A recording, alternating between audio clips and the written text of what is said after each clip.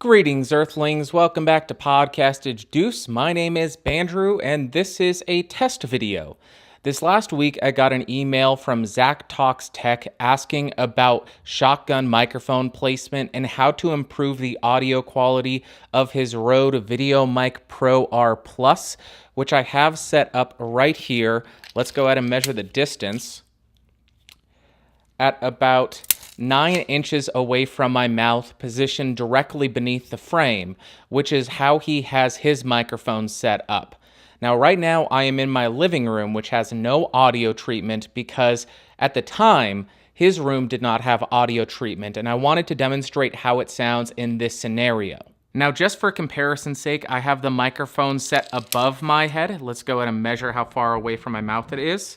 This is at about 10 inches, so it's 1 inch farther away, but this is to demonstrate if there's any kind of audio difference or ambient noise difference between setting beneath the frame or setting above the frame. However, since I do have carpet in my living room, I imagine that setting the microphone up beneath the frame would offer a tiny bit of benefit because the carpet will absorb some of the reflections and keep them from reflecting into the rear of the microphone. While on the other hand, when the microphone is set above my head, the ceiling has no audio treatment, so my voice is going up, bouncing off the ceiling, and coming into the rear of the microphone. So I expect to hear a little bit more ambient noise and reverberation when it's above my head. Now I've moved into my studio, which does have some audio treatment, which you can see on the walls over here.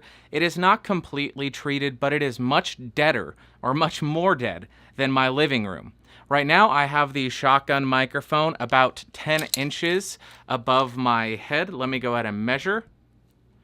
Yeah, about 10 inches above my head, and this is how the audio sounds. And now I have the microphone about 9 or 10 inches away from my mouth beneath the frame, and this is how the audio sounds. Now, what I was able to decipher from these couple of tests is miking above or below the frame doesn't have a huge impact on the audio quality, but it does have a little bit of impact on the audio quality. If you have carpet in your room, miking below the frame will help with reflections a tiny bit.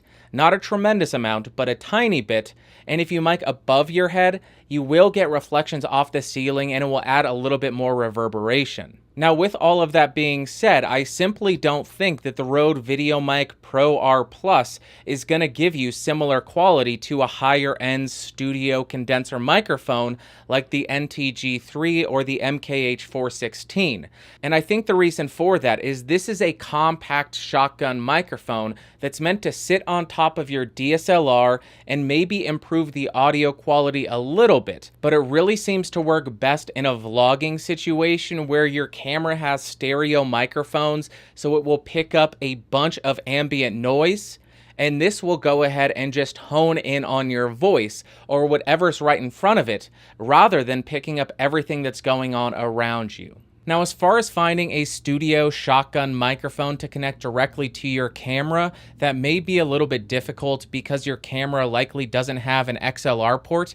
I believe Rode does have the NTG4 Plus, which I believe is battery powered, so you could potentially run that using an XLR to 3.5mm jack into your camera's mic input, but then you're at the mercy of your camera's preamps, and a lot of cameras have terrible built-in preamps, so that will introduce a bit of hiss and further degrade your audio quality. But there you have it. I do hope that helped you out, maybe decide on a different microphone route or finding a way to make this microphone sound better, maybe by treating your room, maybe by doing some post-processing. If you found this video useful, go ahead and give me a thumbs up. Hated it, thumbs down. If you want more reviews and audio-based videos, go ahead and subscribe to the main channel, which is youtube.com/podcastage.